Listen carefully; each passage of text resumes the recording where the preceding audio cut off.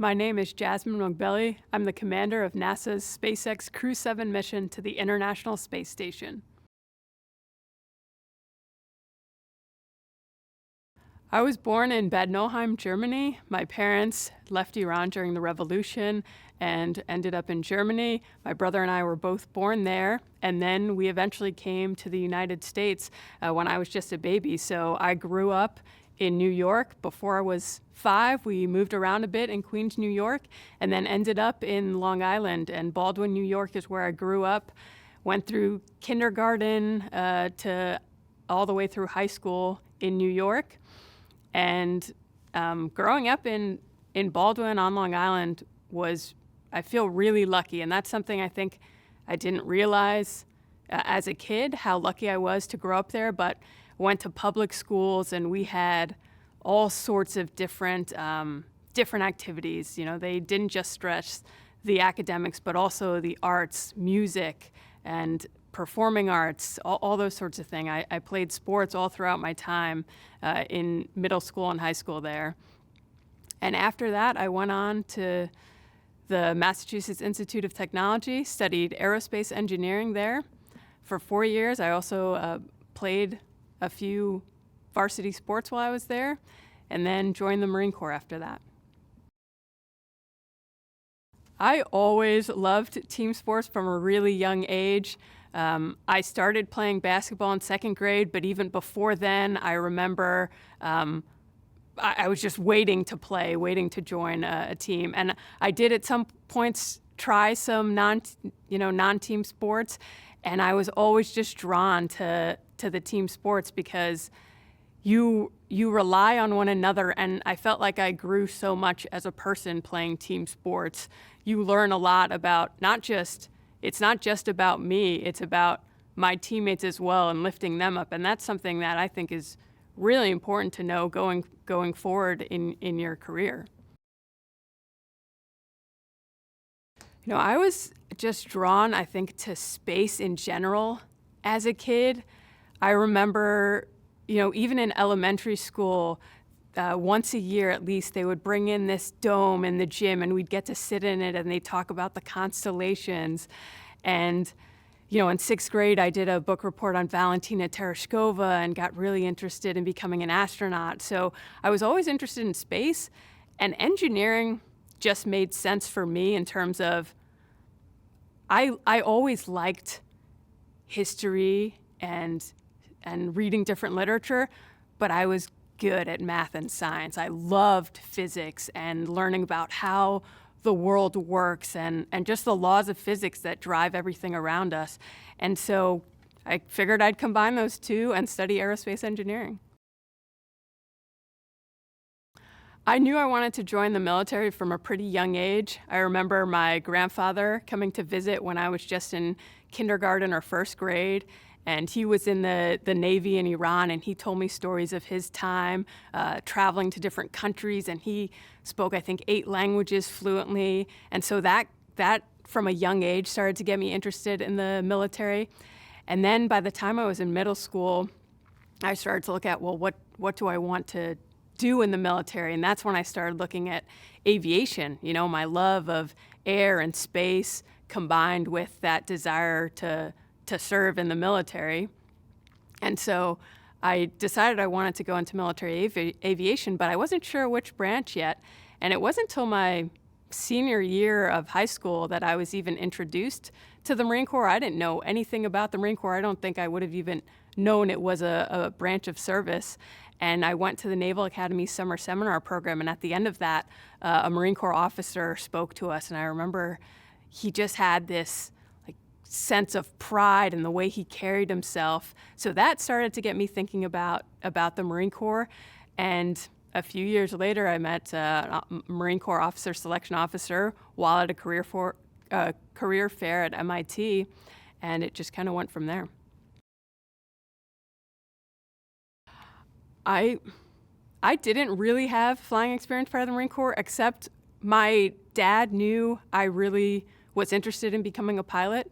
So when I was in middle school, early high school, someone he knew from work actually was an instructor, and he took me in his Cessna aircraft and let me fly it, for 30 minutes, 45 minutes. And from then on, I was like, okay, I know I want to become a pilot.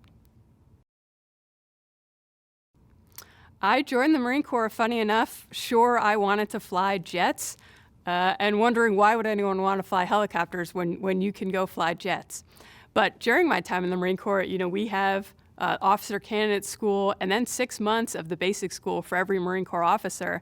And two of my good friends during that time wanted to become Cobra pilots and talked to me a lot about Cobras and their mission. And one of them, his father even flew Cobras. So hearing their stories, and then during the basic school, we do these field exercises where I got flights on different helicopters as part of that to insert us into different zones and part of our different missions. And so from there, I was like, well, helicopters are actually really cool. And then I remember the first time I saw a Cobra overhead while training at the basic school, and I knew I wanted to fly that, but I was actually torn because I thought you had to be a jet pilot to become an astronaut. And I wanted to still keep that door open. And I actually went to watch STS-116 launch while I was waiting to start flight school. And Sunny Williams happened to be on that flight. And as I was reading the bios of the different crew members, I realized she was a Navy helicopter pilot. And from that point on, I went full steam ahead on trying to get Cobras, and I was lucky enough to get my first selection. Something I really learned from flying helicopters, and it's not specific to the technical aspect of flying helicopters or anything like that, but it was perspective. And it was something I realized after my first deployment, talking to the Marines on the ground. In the helicopter, we have this great aerial view, and your situational awareness is really high. But you don't realize from the point of view of the Marine on the ground, they just see the vehicle ahead of them in the convoy and the vehicle behind them, and realizing how much different perspective can be beneficial or advantageous. I first started looking at becoming a test pilot when I was younger in middle school, and it stemmed from that desire to become an astronaut. I was looking what are different paths to become an astronaut, and one of them was becoming a military test pilot. And so then I started looking into it more and more, especially after I joined the Marine Corps and became a pilot. And of course, as I did each of my deployments and started getting closer to that time where I would need to apply, I realized it combined two things I loved. The engineering and design aspect, that I had studied in college and loved growing up, and also the operational aspect. You are an operator flying these aircraft, and you need to make sure they're good for the mission before you give them to the fleet. And so it just combined two things that I loved beautifully. So it's interesting. My background as a test pilot, I think, has been really beneficial coming into this role as commander of Crew 7. The Crew Dragon is a very different vehicle than anything else I've ever flown.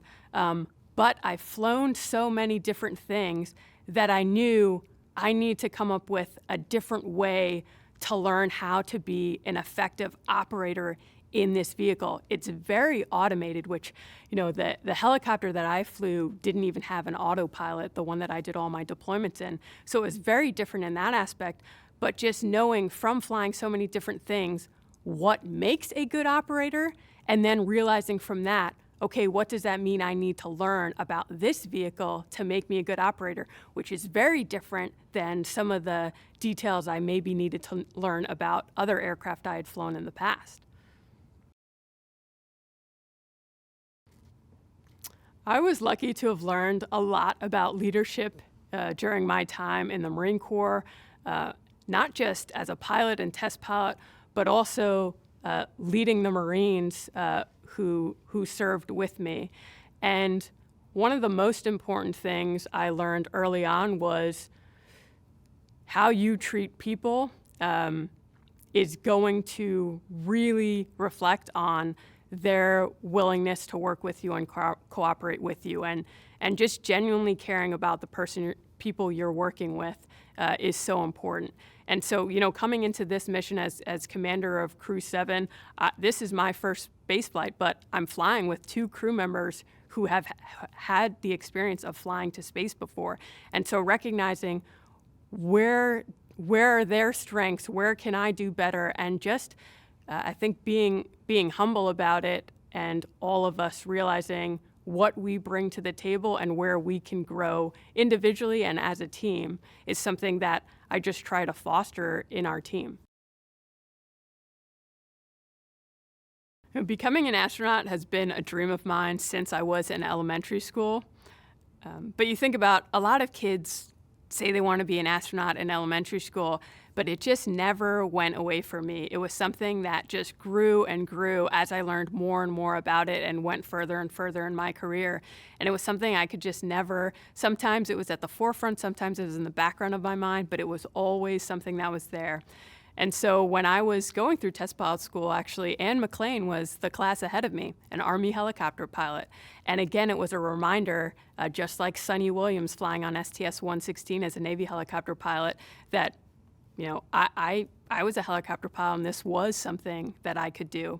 And so the next time that NASA announced they were going to be selecting a new class of astronauts, I figured, why not put my name in the hat? This was something I've wanted to do since I was little. And it's one of those things you never really think you're going to be the one to get selected. It seems like such a long shot, but I figured I had just as much chance as anyone else. And so I applied, and the application process, I think the hardest part of going through selection is the waiting between rounds to hear back. You put in your application, you wait for several months, and then you hope your references get contact. And then you wait for several months and you hope you get a call to come in. And you wait again for several months and you hope you get that second call to come into the final rounds. And I remember each time my phone would ring with a Houston number, I'd have to kind of take a second to compose myself before answering the phone. And I remember when I went in for that final round, each time I met the other candidates, I thought to myself, this has been such a fun and amazing experience, but there's no way I'm going to be selected because these other people are just incredible, and any one of them would do such a great job. And so I remember when I got that final call, I had just gotten off a red-eye flight going to a friend's wedding, and I was trying to check into my hotel room, and my phone rang with that Houston number. And I just kind of dropped my things in the hallway to get inside and answer the phone. And the first thing they did when they called was made small talk. How's it going? And all you want to know at that point is, did I make it or not? And then finally they asked, would you like to come join the 22nd group of astronaut candidates? And I don't think I've ever had such a strong physiological reaction to something. Of course I said yes, and then they tell you, well, you can't tell anyone yet except maybe your close family and your boss because we need you to come out for the announcement. And so trying to call my parents afterwards, my hands were shaking. It took me a couple of tries just to dial their number. So it's hard to describe when you've wanted something your whole life that just seemed unattainable, and you actually achieve that goal. Our Crew 7 mission to the International Space Station will take our 4 crew members to the International Space Station, which is, think of it as an orbiting laboratory around the Earth. The main purpose of the International Space Station is to perform science, and that comes in many different forms. We're doing science and research on ourselves, our human bodies, and how we react in space so that we can eventually go further in the solar system. We're learning about our planet Earth and looking back at Earth and the different weather phenomenons and what's happening in our tropical regions and all those sorts of things. We're learning about the Earth. And then as part of that also, in the International Space Station, because you have weightlessness, you can do a lot of things you couldn't do back here in 1G. When you talk about composite materials, learning about how they form in that weightlessness environment is different than how they form in 1G, and you can use that to your advantage. Or looking at tissues and cell cultures. When we make cell cultures here on Earth, they're two-dimensional because they're on a flat surface. But on the space station, we can make those three-dimensional, so they're more like our tissues are here on Earth. And that leads into medical research, studying the impacts of radiation and aging on our bodies. And so all those things we do, and also just the technologies we need to develop in order to live and work in space, are beneficial to us back here on Earth. Things like water is really heavy to launch to the International Space Station. So we regenerate the moisture in the air, our humidity, our sweat, and things like that, and then clean it and use it as drinking water or water to hydrate our food. That's really beneficial for areas that don't have access to clean water. The technologies we use to rehabilitate our bodies when we return from space flight have applications to physical therapy for other patients here on Earth. So I think just by virtue of the technologies we need for living and working in space, we're developing technologies that help us back here on Earth. As I think about going into this 6-month mission, something I try to remind myself to do while I'm up there is be in each moment and focus on what I'm doing that minute. We have long schedules. There's a lot of work to accomplish up there. And we're switching tasks from very different things, going from maintaining the space station 1 minute to performing a science experiment the next. And so making sure I'm present for what I'm doing in that moment and reminding myself why it's important, that thing that I'm doing in that moment. The SpaceX Dragon is unlike any vehicle I've flown before.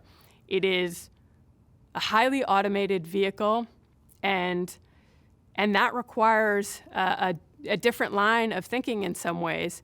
You have to know where, in order to be effective in that vehicle, you have to know there are times when you're mostly hands-off and letting the vehicle do its thing. And then it's really when something off-nominal happens or there's some sort of contingency or emergency situation, you have to be ready to respond in the appropriate way as a crew and not getting lulled into a false sense of security at any point. I'm really excited about our crew. We have an all-international crew. So it'll be myself as the commander, Andy Mogensen from Denmark and the European Space Agency as the pilot, Satoshi Furukawa from Japan, the Japanese Space Agency, and Konstantin Borisov from the Russian Space Agency as the mission specialists. He's really complimentary to me as the pilot on the mission, because I'm someone who's very methodical and sometimes a little slow in that regard, where I'm going step by step. And Andy can just see how things work right away. But he's also got this amazing kind of soft, gentle side to him. He really loves nature and wildlife, and he has no ego whatsoever. For someone who's so incredibly accomplished, he's so modest and humble, and I've been really impressed by how he's always looking for ways to grow himself.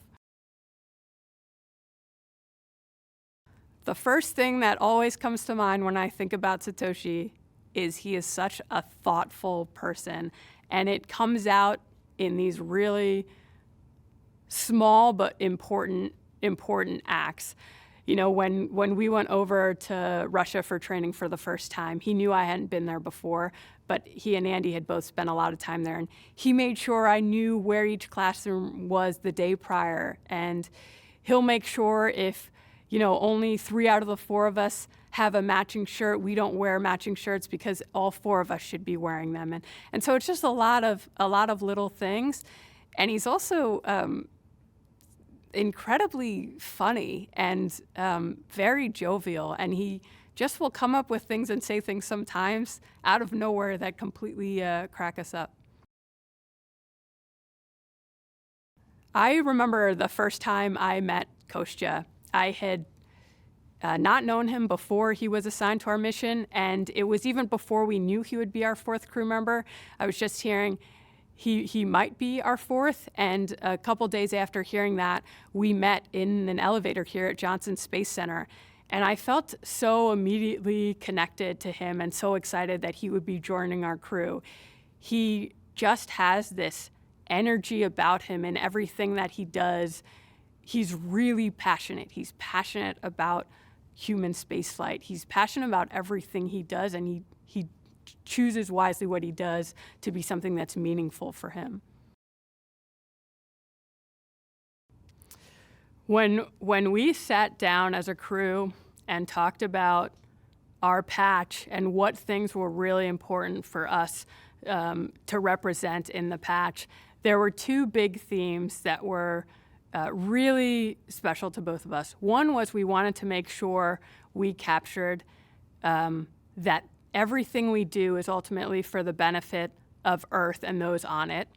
And the second was highlighting this really special international crew where we have members, each seat is occupied from a different nation and a different space agency.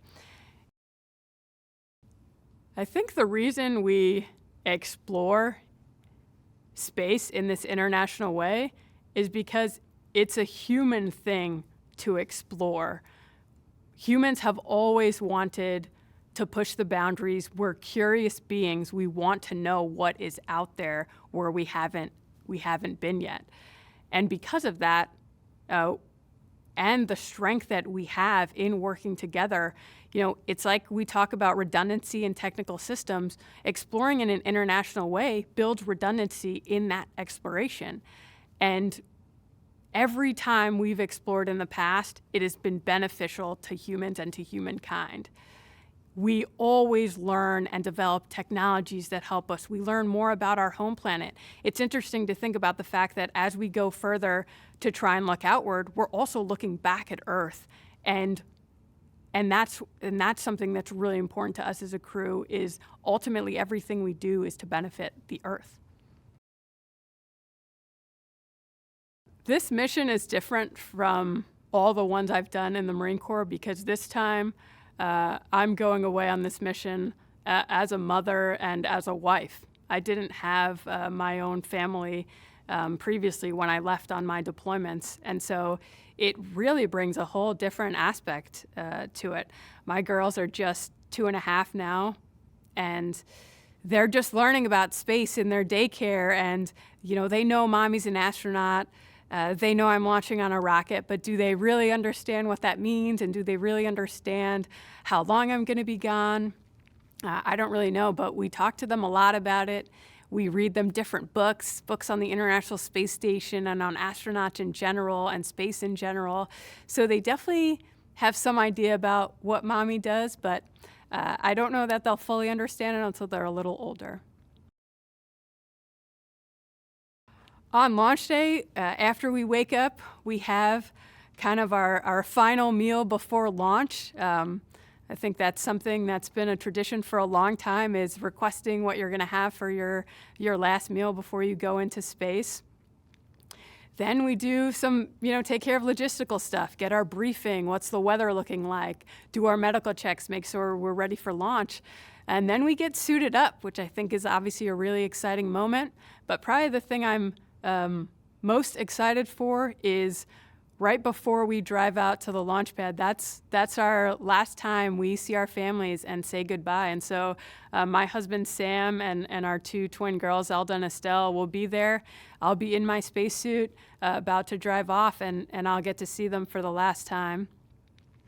And then we drive out to the launch pad, get strapped in, and it's go time.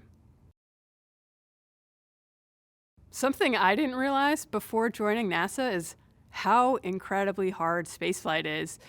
You know, NASA, our international partners, our commercial partners, sometimes make it look flawless and easy.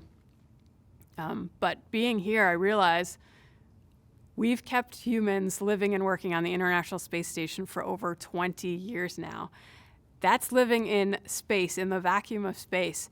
And there are so many things, little details that need to go into that, from not just the necessities for life. We need air to breathe. We need to be able to communicate back with the ground team. You know, we need to control the temperature, but also the humans up there. And, you know, myself, Andy, Satoshi, and Konstantin, we get to be the ones to be the face of this mission, but there are so many tens of thousands of people who have contributed just to our mission, let alone human space exploration in general. And it's something that I don't think you can fully grasp until you're a part of it, but we've seen the people that help train us, the people that make the hardware, develop the software, every single aspect of it. It takes an incredibly large team. Something I've thought about a lot since coming here is how many people contributed earlier in my life to developing me and my character. And I didn't realize how lucky I was. I grew up going to public school, but I still keep in touch with those teachers. You know, two of my elementary school teachers will be there at my launch. And the importance of making kids believe that they can do something at such a young age, that carried with me throughout my life. And it was from my teachers, from my friends, and from my family. And that's what made me believe I should apply and could potentially become an astronaut. And because I believed that, I worked hard to achieve it, because it always seemed like a real option to me. And so I think that's something that I'm really grateful for, having grown up in Baldwin, New York, and having had some incredible role models and mentors at a young age.